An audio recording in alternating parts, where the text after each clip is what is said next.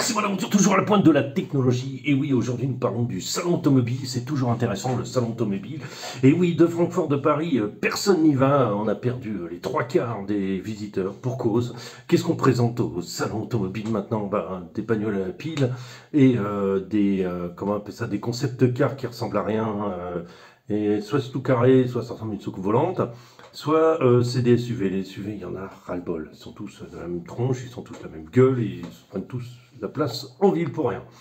Voilà, donc voilà pourquoi je n'irai pas, personne n'ira d'ailleurs, voir les voitures inutiles, autant regarder un reportage sur Automoto, et encore en 3 pages chez Baclay.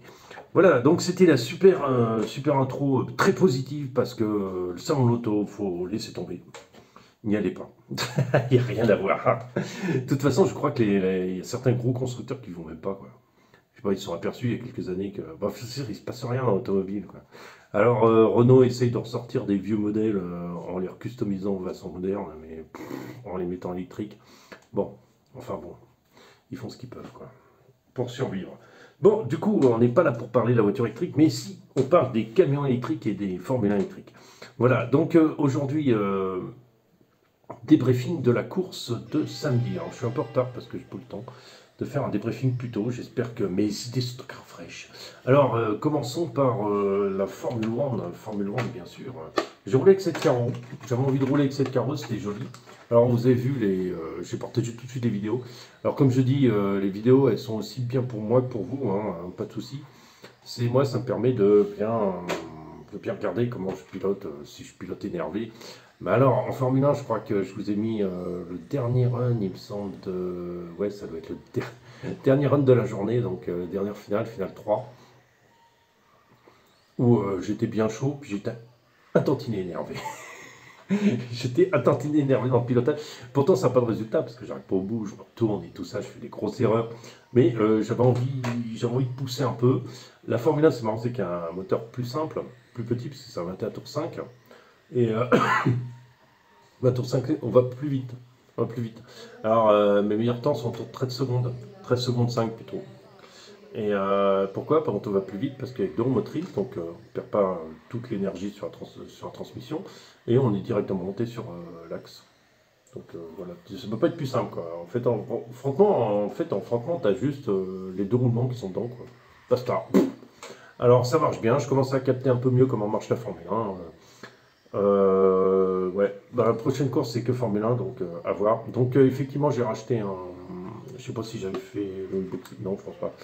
J'ai racheté comment on appelle ça, un variateur, c'est toujours du Hobby-Wing, c'est toujours du X Pro, X10 Pro, et c'est celui qui fait 80 ampères, donc un peu plus de pêche. Alors moteur neuf, variateur neuf, contrôle génial. Effectivement c'est un bien meilleur contrôle que U-Stock. Ça je suis sur U-Stock. C'est bien, mais alors ça c'est mieux, c'est mieux. Alors il y a aussi le 160 ampères, mais 160 ampères je ne suis pas pris 220 € je crois. Non merci. Non merci, enfin surtout pour ce genre d'épreuve, quoi. Si tu veux être champion, oui, mais non, moi, non. J'arrive déjà pas à gérer toute la vitesse de la voiture. Et voilà, donc vous regardez dans les vidéos qui sont un peu derrière, vous allez trouver tout de suite le run comment on appelle ça, en Formule 1. En Formule 1, il y avait 9 personnes, ils ont séparé en 2 teams. Moi, j'ai pas forcé parce que je voulais pas me retrouver dans le groupe sur les qualifications, en fait, si tu veux. J'ai pas forcé la main parce que je sais que je suis de toute façon dans les derniers. Et l'intérêt, c'était de pas me retrouver dans le groupe parce qu'ils font 2 finales après. Ils font une finale A, une finale B, enfin une finale plus fort et une finale moins fort, quoi.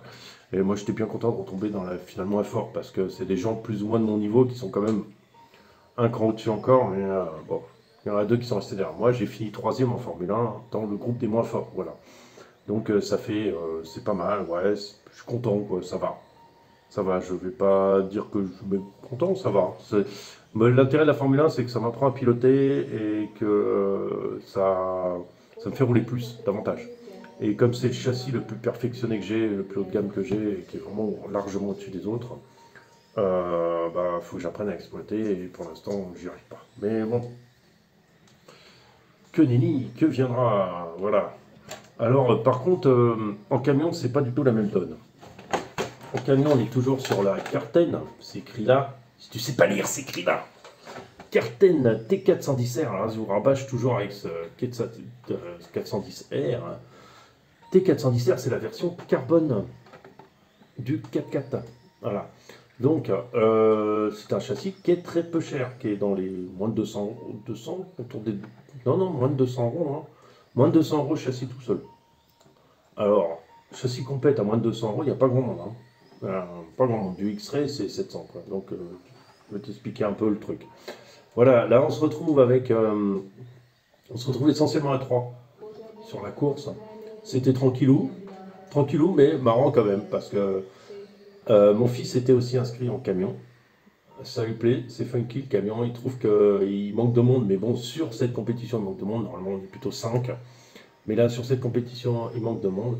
Et là, j'ai attaqué, j'ai essayé d'attaquer assez fort. C'était assez marrant. J'ai dû changer pas mal de... changer pas mal de choses, je vous explique. Première, comment on appelle ça, première qualif, la piste ça va pas. Ça va pas, ça glisse beaucoup, je sais pas, ça va pas, ça me plaît pas. Mais c'est toujours comme ça le matin, hein, c'est pas s'inquiéter, de toute façon c'est à 6 heures. Donc oui, à 8 heures, à 7 heures quand on est là-bas, il n'y a rien qui va de toute façon. Il n'y a rien qui va. Tant qu'il n'y a pas eu les 2 cafés, c'est rien qui va du tout droit. Donc ça va pas, c'est normal, piste de début de journée. Faut que les gens mettent du produit et que tu mettes du produit, pneus neufs en plus, donc ça glisse les pneus neufs, parce que c'est des pneus neufs moquettes ceux-là, ils sont excellents d'ailleurs. Et voilà, normal, rien de spécial. Première qualif, je finis deuxième, pas forcément un peu derrière mon fils. Hein. Mon fils, deuxième qualif, j'ai des problèmes, et des problèmes bizarres. Mon moteur coupe. Alors je pensais que c'était le pignon qui est desserré, mais quand tu vois, tu as ta d'accélération, puis après le ramasseur te le repose par terre, et puis ça repart, c'est qu'il y a un truc bizarre qui se passe. Quoi. Et du coup, je fais comme ça, je finis troisième du coup, mon fils passe devant. Très bien à lui, hein, très bien, il en a profité d'ailleurs. C'est la course que j'ai partagée, là, les qualifs. Et du coup, donc il repart sur la troisième qualif en deuxième position, moi en troisième, à cause de ce petit problème moteur. Alors je t'explique, le petit problème moteur, c'était heureusement vite généré, enfin vite trouvé une solution parce que c'est le câble sensor, là, je sais pas comment tu l'appelles, le sensor cable ou je sais pas quoi, et qui était défectueux. Et ça, faire gaffe, ça arrive. Et alors je demande vaguement à quelqu'un ce que ça peut être, c'est bizarre quand même. Hein. Donc je rachète, ils ont du matos à vendre, donc je rachète un câble, ça coûte pas grand chose, ça coûte 4 euros, je crois, à peu près. Et paf, je change le truc et parfait. Donc c'était bien le câble qui était pas bon état. Il faut savoir que le véhicule a 1 an, donc si tu veux, pas 1 an encore, mais bon, je veux bien que le câble, le sensor, il s'abîme, mais bon, c'est un peu ridicule quoi, si tu veux. Si vite, c'est un peu cachou quoi. Bon après c'est pas gros comme investissement donc ça va, je change le sens cable et puis alors là, troisième finale, alors là, c'est plus moi qui ai des problèmes, il marche nickel le machin. Mais par contre, ce qui se passe c'est que la deuxième finale, je me dis c'est peut-être une surchauffe moteur. Surchauffe moteur, j'ai un pignon de 39, ce qui est fourni d'origine dans la boîte. Je me dis écoute, je vais mettre un pignon plus petit 35. Voilà, de toute façon, j'avais déduit que le rapport était un peu long. Quand il y a des parcours plutôt techniques, j'ai pas trop de relance entre si tu veux, entre les virages. Parce que toute la partie de virage, c'est vraiment c'est là où tu gagnes du temps, c'est pas en ligne droite. En ligne droite, ça n'a jamais été, on va gagner du temps. Tu perds 2 km/h en ligne droite, tu vas les récupérer largement en virage, tu vas gagner, si t'es propre, tu as plus de relance, il n'y a pas de souci. Donc, c'est là où je reviens que faire des drag races c'est bien pour les Américains, nous on n'est pas Américains donc on ne fait pas des drag races tout droit. Mais après ça peut être rigolo, hein. Ça peut être rigolo de faire des voitures qui ne tombent pas. Mais du coup voilà, je change le truc, je descends le pignon à 35, j'essaie je sais pas, de mettre un coup de soufflette dans le moteur en me disant peut-être qu'il y a une merde qui coince, je mets beaucoup de soufflette aussi sur le variateur en me disant bon, peut-être qu'ici il y a quelque chose qui se passe.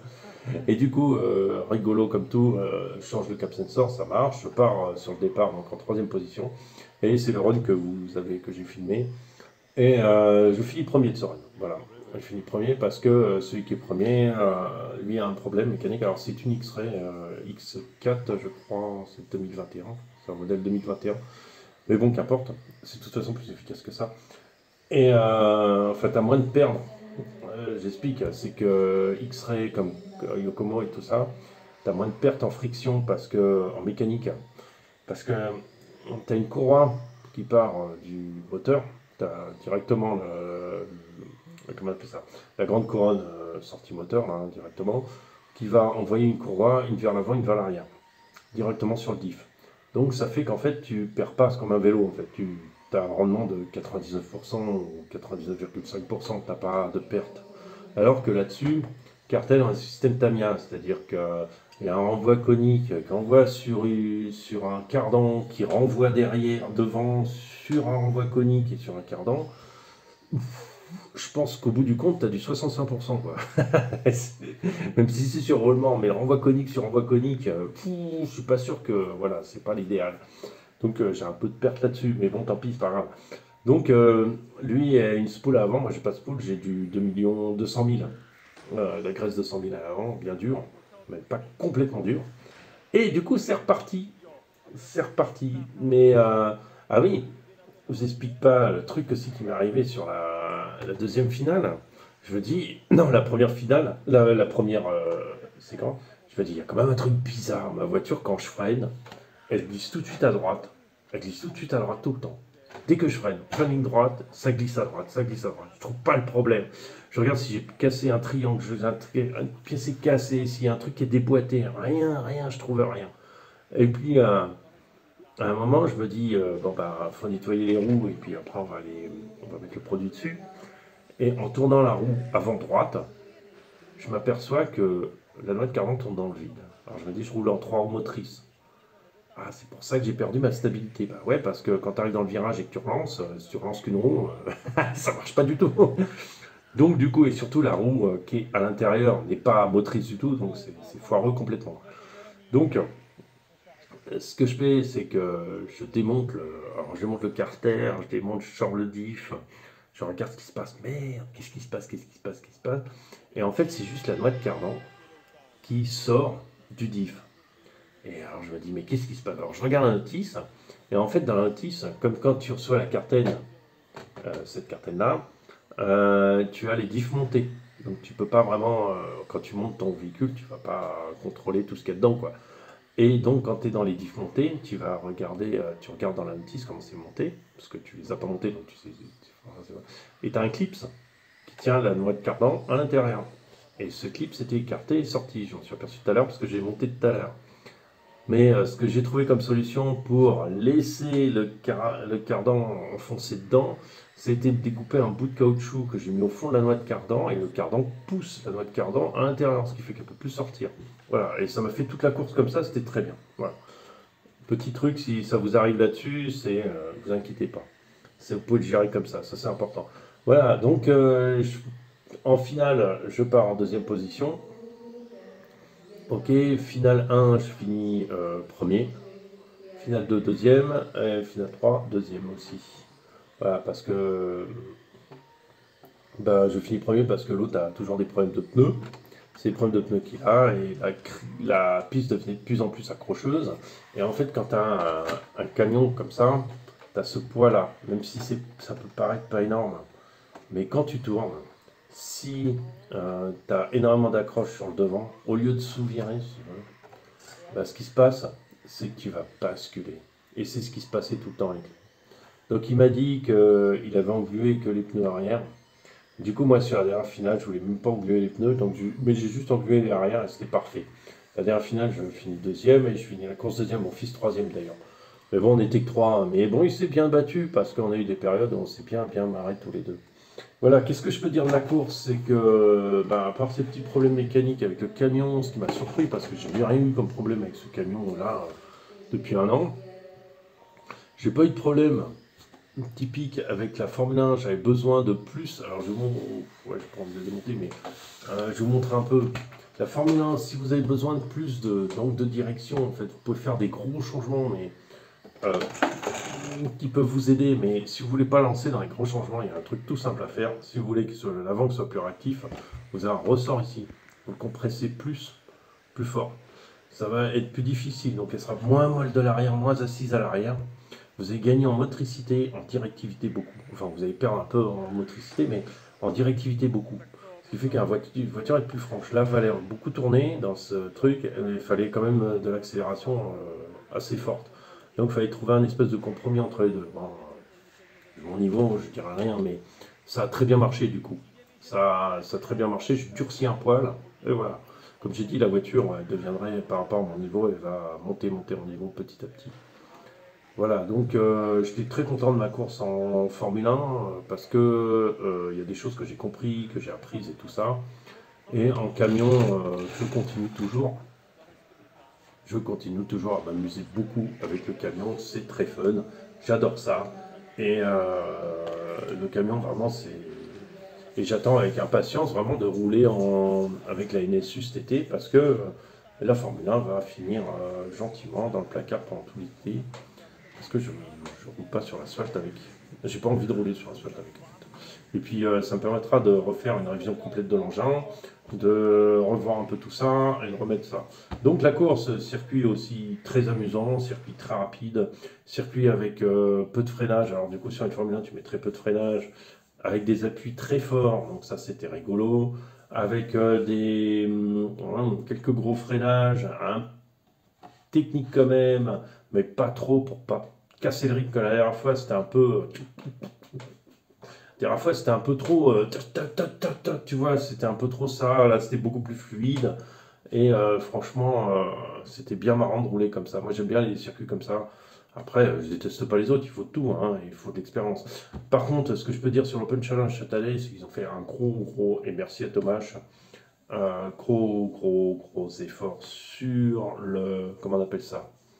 Sur le terrain, sur les pistes qu'ils proposent.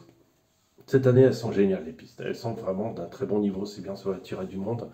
Et ça va être chouette. Ça va être très chouette. Voilà, sur ce, je vous souhaite une bonne soirée. Et puis, je vous dis à très bientôt. Ciao.